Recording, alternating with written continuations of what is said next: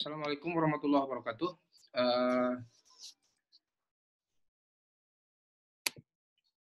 Kita sekarang akan memasuki kuliah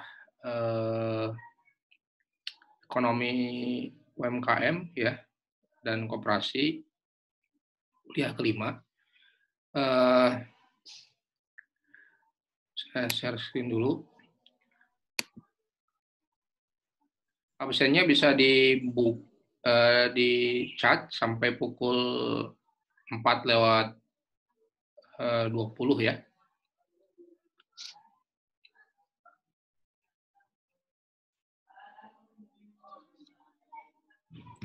Baik, kita sekarang akan membahas aspek organisasional dari koperasi ya, dan kita ini analisa komparatif ya secara organisasi. Kira-kira yang akan kita bahas adalah bagaimana apa sih hubungan-hubungan dalam koperasi itu ya, hubungan antara anggota dengan koperasinya gitu ya dan seterusnya. Terus apa sih alasan atau insentif menjadi anggota koperasi ya, dan bagaimana prasyarat keunggulan dan keberhasilan koperasi ini terkait sustainability daripada satu koperasi dan juga terkait organisasi-organisasi yang lain sebenarnya kita terapkan konteksnya dalam konteks koperasi ini. Dalam koperasi tentu saja ada hubungan-hubungan ya, hubungan itu terkait kepemilikan, hubungan pelayanan dan hubungan pasar. Kalau kepemilikan berarti antara koperasi dengan anggota dengan koperasinya sendiri. Hubungan pelayanan juga antara koperasi dengan anggotanya dan bagaimana anggota, berarti dua hubungan ini adalah hubungan koperasi dengan anggotanya ya, hubungan kepemilikan dan pelayanan ini. Dan sedangkan hubungan pasar adalah hubungan antara koperasi dengan lingkungan. Tentu saja di sini adalah lingkungan ekonomi ya, lingkungan ekonomi. Bagaimana hubungan pasar ini akan menentukan seperti apa sih organisasi yang bisa sustain ya. Tentu kita tidak hanya mendirikan, tapi bagaimana satu organisasi ini bisa berlanjut ya ke depan, tidak hanya bahkan bukan hanya ketika kita masih hidup gitu kan, bahkan ketika terus menerus kita sebagai founding fathers akan terus meninggalkan jejak satu organisasi ini yang bagus gitu ya. Nah, ini terdapat 3 hubungan dalam koperasi sebenarnya ya. Satu hubungan kepemilikan, pelayanan dan pasar ya. Kalau kepemilikan jelas ini antara anggota koperasi ya, membentuk kelompok, lalu kelompok ini mendirikan koperasi. Koperasi ini berhubungan dengan tentu saja unit usaha yang dimana di situ ada anggota koperasi ya, dan yang individual. Nah, koperasi juga berhubungan dengan dunia luar, dalam ini pasar ya, pasar. Jadi bisa berhubungan dengan organisasi ekonomi yang lain. Ya, ini kira-kira gambaran koperasi dalam konteks lingkungan ekonomi ya. Jadi sebenarnya dalam kata lain bahwa koperasi itu sebenarnya bisa membuat hubungan individu ini secara ekonomi bisa lebih kuat dengan pasar. Karena apa? Karena ini mengelompok gitu ya, mengelompok dalam satu koperasi sehingga mempunyai daya saing ya, baik daya saing input maupun daya saing dalam output, dalam distribusi dan seterusnya. Daripada misalnya ini langsung ke sini ya, langsung ke pasar ini inefisien ya, tidak akan efisien baik dalam produksi, distribusi maupun bahkan dalam konsumsi seperti halnya kita bahas minggu lalu. Hubungan kepemilikan tentu saja anggota adalah pemilik koperasi ya. Sebagai pemilik tentu punya hak dan kewajiban. Hak kewajibannya tentu sebagai anggotanya dan bagaimana aspek keuangannya. Nah, ini dalam undang-undang diatur ya, dalam undang-undang nomor pasal 20 undang-undang nomor 25 tahun 92 ya. Kira-kira ini sudah jelas sih, kalau ini tinggal diadopsi saja kalau ingin kita misalnya karena kita hidup di negara Kesatuan Republik Indonesia, tentu kita harus menurut pada undang-undang ini. Kira-kira secara kepemilikan, ya hubungan kepemilikan, bagaimana pengaturan ya kewajiban dan hak anggota sebagai pemilik koperasi tersebut ya. Nah, ini bisa dicek misalnya ya, kewajiban itu apa? Tentu mematuhi ADRT, berpartisipasi dalam kegiatan usaha koperasi, mengembangkan, melihara kebersamaan berdasar atas kekeluargaan, ya, itu ya. Haknya tentu harus menghadiri, menyatakan pendapat, memilih dan dipilih, meminta diadakan rapat anggota, ya, bisa dicek. Ya, ini sebenarnya sudah kita bahas ya minggu lalu. Nah, ini yang lebih penting sebenarnya hubungan pelayanan ya. Hubungan pelayanan tentu anggota itu adalah pelanggan sebenarnya. Ya, anggota itu pelanggan koperasi. Jadi koperasi itu dalam tanda petik memiliki namanya itu captive market ya. Captive market itu ibarat pasar yang tetap ya, yang sudah solid gitu ya. Kalau kalian di Yuki misalnya ada santri di dalam ya. Di situ ada apa misalnya ada swalayan. Itu captive market itu sudah jelas kan para santri itu. Ya, tanpa mencari pasar yang lain ya Pak santri itu kan udah jadi captive marketnya ya. Jadi koperasi pun anggota itu adalah pelanggan ya, pelanggan utama gitu ya. Yang lain kan bisa hanya bonusnya gitu ya. Nah, tentu misi utama koperasi adalah melayani ya, melayani anggota ya. Terus bagaimana meningkatkan usaha koperasi. Sebenarnya dari pelayanan ini kan ada untung ya, ada untung sehingga aset koperasi akan meningkat ke depannya ya. Bahkan dari keuntungan ini, inilah yang menyebabkan benefit anggota koperasi.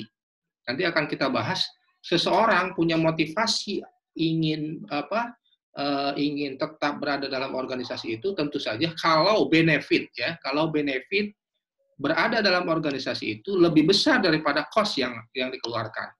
Ya, kita kan ada benefit and cost rasio ya. Nah, BNC ini harus lebih besar dari 1. Ya, jadi kalau kalian mengerjakan apapun atau keterlibatan dalam organisasi apapun ya yang sifatnya ekonomis, tentu harus melihat benefit cost rasionya. Tentu saja begitu pula dalam aspek koperasi ya. Dalam aspek koperasi pun jangan misalnya kita mendirikan koperasi ternyata anggotanya tidak ada di sana, berarti kan ada masalah dengan koperasi itu. Orang itu menganggap tidak ada benefitnya, ya tidak ada benefitnya menjadi anggota koperasi itu, ya. Nah inilah yang menyebabkan bahwa koperasi itu bisa sustain atau tidak ke depannya, itu ya. Ini masalah pelayanan itu. Nah, apa yang menyebabkan koperasi itu harus tetap improve gitu ya, harus ada never ending improvement gitu. Tentu saja koperasi itu harus bisa bersaing dalam pasarnya ya. Bisnis itu harus bisa melayani perubahan kebutuhan manusia ya. Dulu misalnya itu ada usaha yang masih bagus, misalnya punya wartel gitu ya atau warnet. Sekarang itu mungkin sudah tidak ada lagi tuh usaha-usaha kayak gitu. Wartel zaman dulu kalian mungkin masih SMA atau SMP mungkin ya, itu masih ada kan. Kalau sekarang saya dengan adanya handphone sudah tidak ada lagi itu wartel ya, atau warnet gitu. Warnet masih ada sih, tapi sekarang itu udah mulai digantikan. Bisnis travel itu sudah sudah relatif akan ditinggalkan karena orang kan dengan buka misalnya Traveloka atau apa mudah dicari dengan harga yang lebih murah.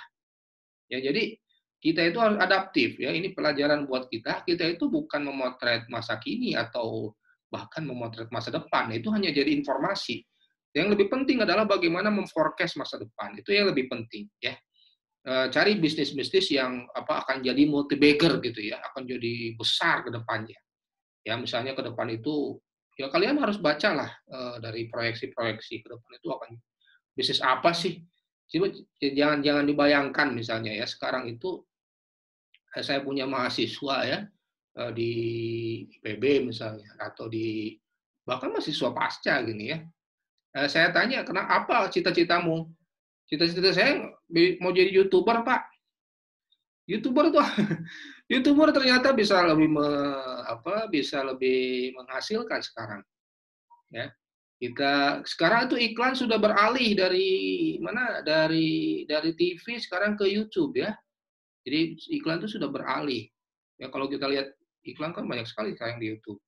Nah sekarang instead of atau di Instagram ya, instead of perusahaan, instead of simpan uang banyak di TV dan itu tidak ada yang lihat, Lebih baik cari influencer 1 orang, 2 orang, dan itu jadi endorsement ya di YouTube. Atau di YouTube sendiri sudah banyak iklannya. Nah, ini bisnis-bisnis yang akan terus dinamis ya, disruptif, mendisrupt bisnis-bisnis yang ada, yang konvensional. Nah, kalian itu apalagi sekarang generasi milenial ya harus bisa adaptif terhadap perubahan pola hidup, dan dari pola hidup masyarakat ini eh, akan bisa merubah ya, akan bisa merubah apa sih yang dibutuhkan manusia ke depannya. Saya punya adik kelas ya, ya inilah di kelas, atau apa ya saya sebut ya, mahasiswa saya juga dulu gitu ya. Dia di Bukalapak. Di Bukalapak tuh ada manajernya, manajer untuk bisa mencek, manajer untuk bisa memproyeksi apa sih yang dibutuhkan manusia ke depan. Atau bahkan dia itu lebih spesifiknya generasi milenial. Jadi orang tuh ada aspek-aspek yang penting gitu ya untuk bisa kita ke depan itu bisa survive ya. Jadi tanpa itu susah kita akan bisa bersaing ke depannya.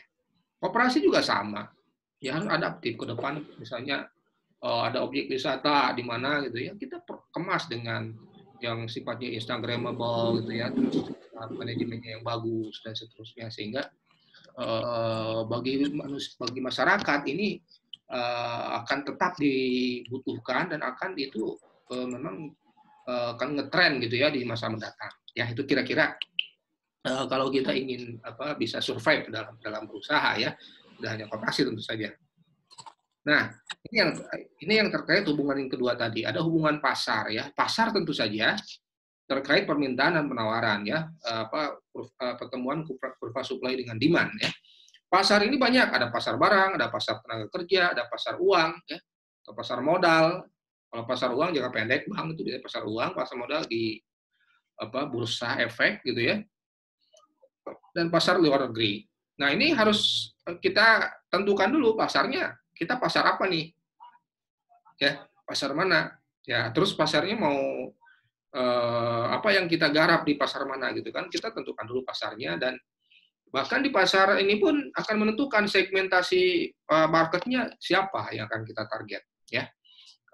Kalau Ramayana misalnya kan targetnya adalah masyarakat golongan menengah ya ke bawah gitu kan.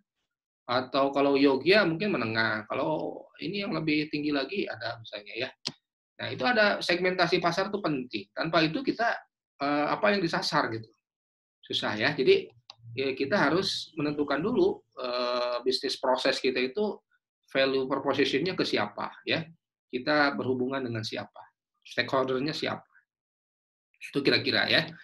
Nah, tentu kalau di pasar barang yang dilihat adalah bagaimana ketersediaan barangnya, harganya ya, harus lebih bersaing. Dan bukan hanya harga, sustainabilitasnya.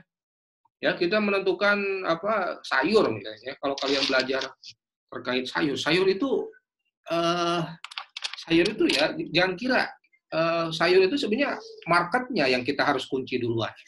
Ya, saya punya teman di pesantren Al-Tifaq tuh ya. Al-Tifaq itu pesantren sayur ya di Bandung Ciwidey. Yang dia kunci bukan aspek produksinya tapi pasarnya dulu. Pasarnya dia sudah punya nego kontrak dengan misalnya jaringan Jogja ya yang pasar modern, lalu kontrak berapa dia perlu, kapan, dengan harga berapa, nanti akan dengan kualitas seperti apa dan seterusnya. Lalu setelah itu apakah sustainable sayurnya gitu ya. Nah, maksudnya ada supply terus sehingga jaringan Jogja ini ada terus pasokan sayurnya. Demikian pula misalnya pasar lele gitu kan, kita kontrak dengan jaringan dengan jaringan pecel lele kan. Mereka kan harus jelas tuh barangnya seperti apa, kualitasnya seperti apa, ukurannya seperti apa ya. Terus sustainable gak, apakah bisa tiap hari, 2 hari, 3 hari. Itu harus kita adaptif ya, sehingga inilah yang menyebabkan dari pasar ini sebutnya demand driven ya. Demand driven ya. Jadi jangan supply driven. Demand driven ya. Demand driven itu kita itu jangan apa maunya kita produsen, tapi harus apa maunya konsumen, lalu kita penuhi itu. Coba kalau bukan supply driven ya. Kalau kita ternak lele, kenapa banyak yang gagal? Karena Ya, karena misalnya kita tuh mau-maunya sendiri kan, ya udah yang ternak gak usah lihat pasarnya seperti apa. Coba kalau kita kontrak duluan, maunya seperti apa, kapan, tiap berapa lama, tiap berapa periode sekali, sehingga kita dari bioflok itu akan menentukan nggak ditanamnya bareng-bareng ya, katanya bareng-bareng, tapi sekarang misalnya vlog yang ini itu ya, yang berapa hari kemudian vlog ini, sehingga panennya pun akan bisa continue kan, tidak satu kali panen gitu kan. Jadi ada terus supply-nya, ini yang disebut sustainabilitas ya. Demikian juga pasar tenaga kerja, koperasi harus bisa merekrut, ya, menempatkan dan juga memberi insentif yang bagus buat buat karyawannya, buat manajernya dan seterusnya ya.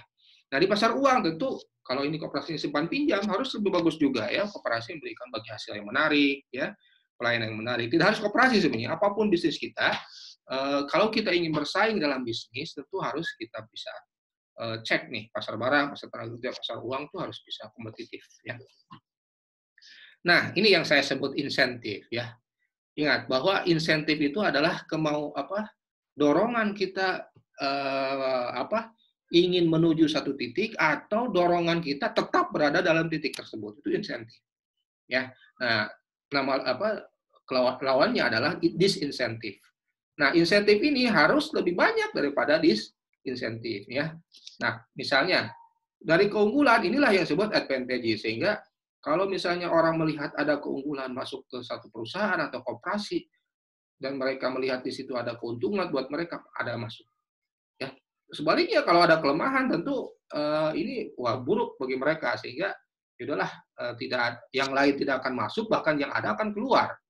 Nah, koperasi pun seperti itu.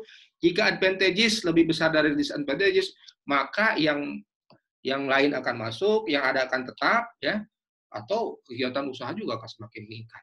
Sebaliknya kalau disadvantages-nya kurang dari lebih rendah dari disadvantages, maka yang ada akan keluar, yang yang dari luar juga tidak akan masuk gitu ya. Nah, sehingga untuk menjadi sustainable tentu saja kita keunggulan kompetitifnya ya, itu keunggulan komparatifnya atau kompetitifnya harus lebih besar daripada disadvantages-nya. Itu kira-kira ya.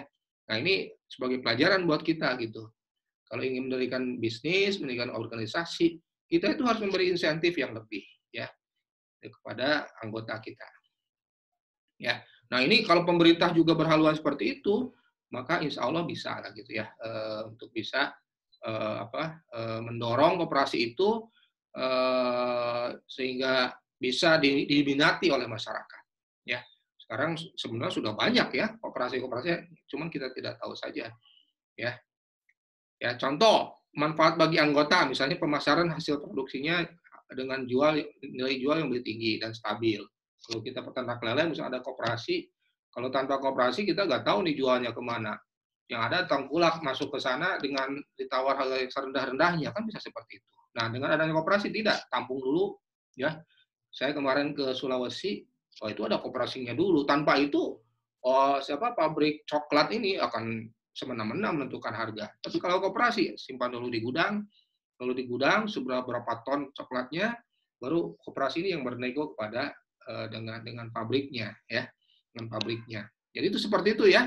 Jadi bisa pemasarannya bisa lebih stabil dan juga lebih dengan harga yang lebih tinggi ya. Atau pengadaan input juga sama. Ya, kalau tanpa koperasi kita beli ke pasar satu-satu kan mahal harganya, ya average cost-nya. Tapi kalau dengan koperasi kita bisa beli banyak baru dibagi-bagi. Nah, itu kan lebih murah ya. Bahkan bisa lebih stabil, sustainabilitasnya lebih terjaga. Nah, ini yang saya sebut prasyarat ya. Kalau satu organisasi ingin unggul, tentu saja harus memperhatikan anggota gitu ya, memperhatikan anggota dan juga memperhatikan organisasi, ini anggota, organisasi, dan bagaimana hubungan kita dengan kompetitors, karena pasti ada kompetitors ya. Nah, ini kalau kita aspek ketiga ini bagus, inilah yang kita sebut dengan competitive advantages ya, mempunyai keunggulan kompetitif ya. Kalian juga sebagai individu itu harus punya keunggulan kompetitif. Kalau tanpa ini ya akan kalah dalam percaturan persaingan gitu ya. Jadi kita harus petakan nih, apa sih keunggulan kita, ya apa kemampuan kita, dan bagaimana kita itu dibandingkan dengan yang lain gitu ya, sehingga kita bisa kita bisa apa kekurangannya. Kalau kurang kita tambah gitu kekurangan itu ya. Nah itu maksudnya kita itu harus meningkatkan competitive advantages ya. Nah, ada ujinya.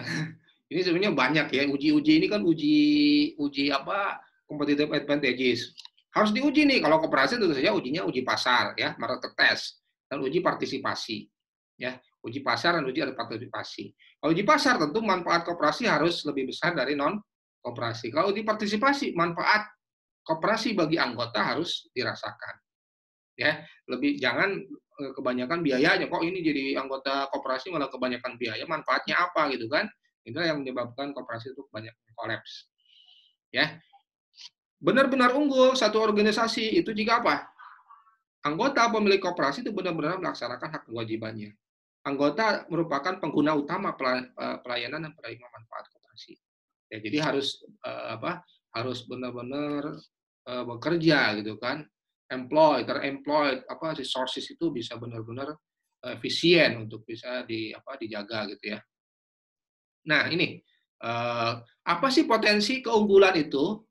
Koperasi itu tadi saya sebut, economies of scale. Skala usahanya besar ya. Jadi kalau skalanya kecil-kecil, bagaimana kita mau bisa nawar? Ya, kalau kita produsen jualnya kecil ya nggak bisa nawar kita. Atau belinya kecil sebagai konsumen, nggak bisa nawar juga. Dengan adanya kalau kita kumpulkan dulu, maka kita punya economies of scale ya. Ya karena kita punya barang atau kita ingin membeli banyak ya. Terus kompetisi, interlinkage market ya, dengan adanya koperasi kan bisa terhubung dengan koperasi-koperasi yang lain gitu ya, sehingga di antara koperasi ini bisa tahulah detail-detail market itu ya, terintegrasi lah marketnya ya. Sekarang kan di Omnibus Law itu kan salah satunya interlinkage market ya intinya ya, sebenarnya makanya kawasan-kawasan industri itu terpusat, disebutnya aglomerasi dalam ekonomi itu ya. Jadi jangan kira tuh kayak misalnya di pasar Kebon Kembang ya, pasar Kebon Kembang itu pasar ini loh, itu pasar mobil onderdil mobil gitu ya. Kenapa ada dalam satu pasar padahal itu kan barang yang sama. Ternyata interlinkage market itu penting gitu. Misalnya kalau mobil itu kan kayak baut yang kecil-kecil itu kan, terus yang kecil gitu ya. Kalau tidak ada di sini, bahkan misalnya penjual yang A itu merekomendasikan ke temannya yang lain. Loh, kok bisa kayak gitu? Bukannya buat apa untungnya? Nah, itulah namanya interlinkage market. Nggak ada di sini kalau baut seperti ini, nggak ada. Adanya di teman saya di sana. Nah, datang ke sana ada. Nah, sebaliknya, ketika datang ke yang lain, nggak ada. Adanya. Nah, itulah interlinkage market ya. Jadi efisiensi gitu ya. Efisiensi. Kita jangan pelit ya. Apalagi seorang muslim ya. Kalau nggak ada di kita, nggak apa-apa. Berikan kepada penjual yang lain, customer bahkan kompetitor. Jadi kompetitor itu penting ya. Di samping merangsang kita untuk bisa terus improve, jadi juga itu adalah sebenarnya ya fastabiqul khairat sajalah gitu ya. Nah, itu keunggulan koperasi ya. Transaction cost sudah tak saya sebut ya tadi, sudah berkurang kan biaya transaksinya.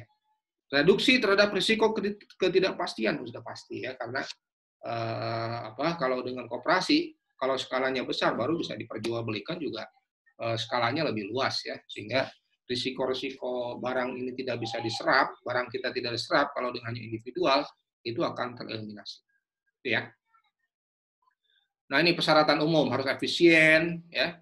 Harus berusaha efisien bagi anggotanya dalam jangka panjang, harus memberikan saldo positif antara insentif. Jadi kita harus punya saldo kan, harus punya benefit gitu dalam jangka panjang. Kalau tidak ada buat apa? Ya.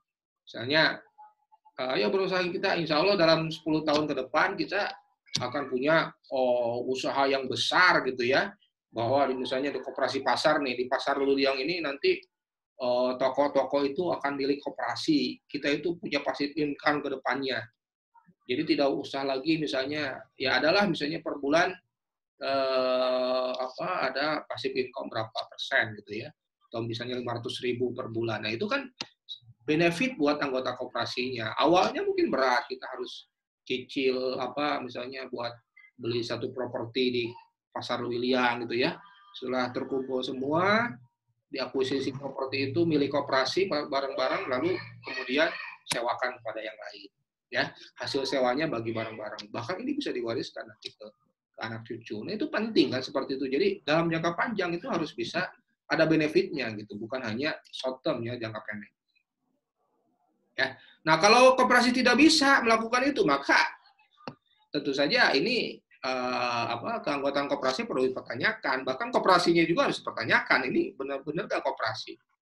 Ya, bagaimana anggotanya? Tentu rubah bisnisnya. Bisa jadi ada bisnis yang salah nih ya. Rubah tujuannya. Salah berarti atau undurkan diri dari koperasinya. Saya mundur buat apa? Kalau nggak ada manfaatnya. Bahkan bisa dibubarkan koperasinya. Ya, akuisisi dibubarkan, book value-nya, harga pasarnya dibagi bareng-bareng, nggak apa-apa. Ya, kalau tidak ada yang memang tidak ada benefitnya dalam jangka panjang gitu ya. Itu ya. Atau satukan dengan yang lain. Ya.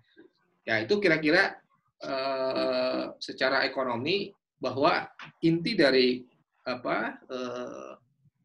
kuliah ini adalah bahwa kita itu sebagai manusia ekonomis harus memperhitungkan benefit and cost ya, benefit and cost, biaya dan manfaat dan biaya gitu ya. Kalau manfaatnya lebih besar dari biaya masuk ke satu organisasi, itu berarti organisasi itu akan sustain, akan dimasuki oleh banyak orang. Kalau biayanya lebih besar malah tidak manfaatnya, buat apa? Atau bahkan biaya sama dengan manfaat, itu juga rugi kan. Nah, itulah tantangan buat kita yang misalnya ingin mendirikan satu organisasi, mendirikan satu bisnis, ya, dan apapun hal-hal yang lainnya, pertimbangkan dalam masalah itu, ya, pertimbangkan masalah itu. Itu mungkin kuliah kali ini kita bisa diskusi dalam 5 menit ini. Kalau ada pertanyaan, silakan.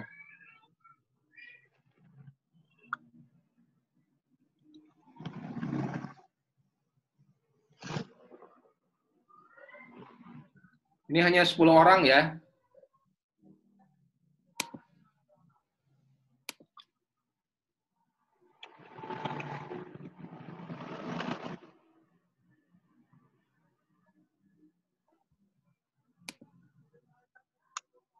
Baruan di situ.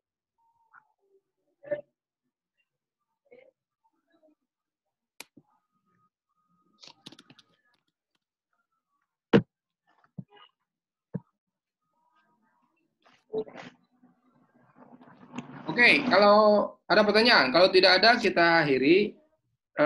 Saya berencana kuliah ke-6 itu mungkin ini saja ya, sebutnya kuliah how to say sinkronos ya. Sinkronos tuh saya rekam nanti di jam tertentu kalian buka itu, kalau ada pertanyaan bisa di YouTube. Saya upload di YouTube, lalu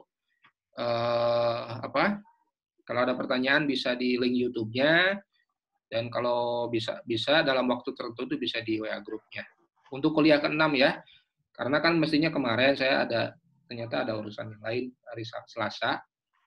Kuliah 7 mungkin bisa hari minggu depan libur ya? Kamis libur ya? Bisa nggak Kamis? Kalau Kamis nggak apa-apa kan kuliah minggu depan? Sekali lagi. Bisa. Iya Pak, bisa, boleh. Silakan. Boleh nggak? Secara aturan boleh nggak? Nggak ada masalah kan? Ya. Iya. Nah kalau nggak ada berarti kuliah ini kan ke-5 ya. Kuliah ke-6 itu sinkronos, saya upload di YouTube, nanti kalian baca lihat di situ, bisa jadi ada kuis atau ada pertanyaan gitu kan. Kuliah ke-7 baru kita online lagi. Ya kuliah ke-6 juga online, cuman sinkronos lah sifatnya. Saya nanti rekam dulu. Tugasnya sudah selesai. Belum tahu. Tugasnya sudah selesai belum? Nanti UAS, sesi UAS presentasi ya.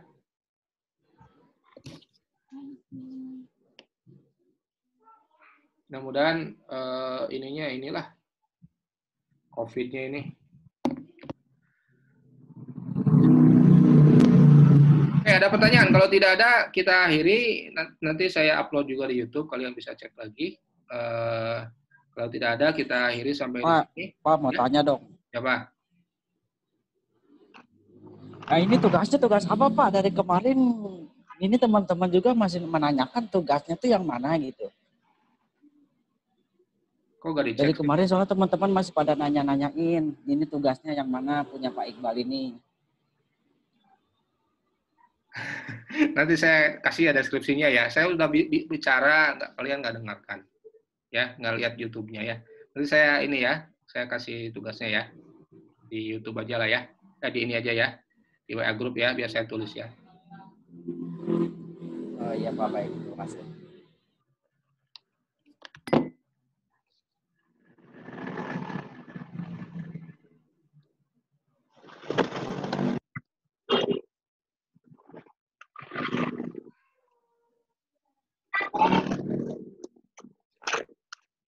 Ada pertanyaan lagi ya? Pak, mohon maaf sebelumnya Pak. Ya. Kita kan kuliah relasi ini sampai dikasih waktu sampai bulan Oktober. Karena nanti awal November itu sudah ada ujian komprehensif. Nah, kebanyakan ada beberapa matkul juga yang UAS ini di minggu ini dan minggu depan, Pak. Ya kan sama kan, saya pikir minggu depan kan selesai itu. Minggu depan Iya. kan baru tanggal 29. Atau mau hari Senin. Sinkronosnya kita cek jadwalnya besok ya. Saya rekam. Nanti saya kan besok full gak bisa ini. Saya rekam nanti kalian buka ya. Itu bisa jadi ada kuis atau apa biar kalian memperhatikan.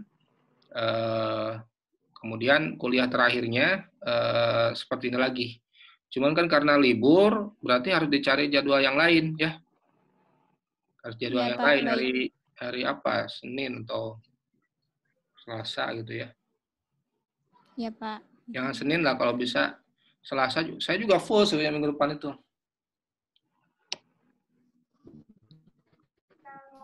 Kalau Kalian tuh punya waktu kapan sih? Jumat bisa, Jumat. Besok. Kamu ya? Nih, lihat. Jumat besok bisa nggak? Atau Sabtu? Jumat besok bisa ya kalau nggak salah. Libur ya Bu Ani ya? Iya, besok libur sih, nggak ada matkul. Jumat besok apa Jumat depan? Besok kan ada UTS tapi sistem online juga sih. Besok apa? Ya, kan kita offline. Besok sore nggak bisa saya. Kecuali pagi jam 6, jam 7. Aduh. Hari Aduh, jangan Senin Bapak jangan pagi bisanya Pak. hari Aduh, apa Pak? kalau pagi mah masih bobo Pak.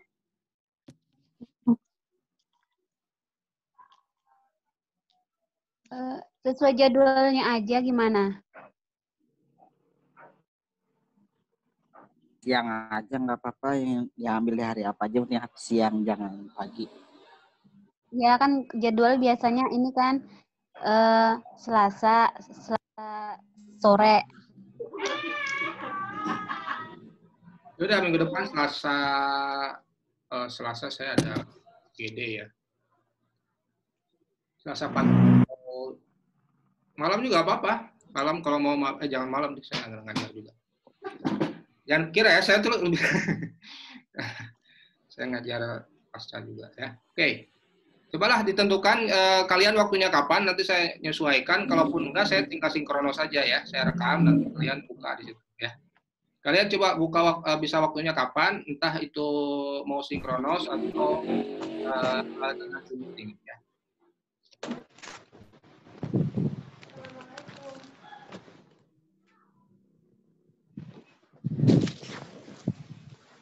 Ya baik Pak, setuju. Oke, saya tutup ya. Tutup dengan pembacaan alhamdulillah, rabbil alamin. Assalamualaikum. Alhamdulillah. Alhamdulillah.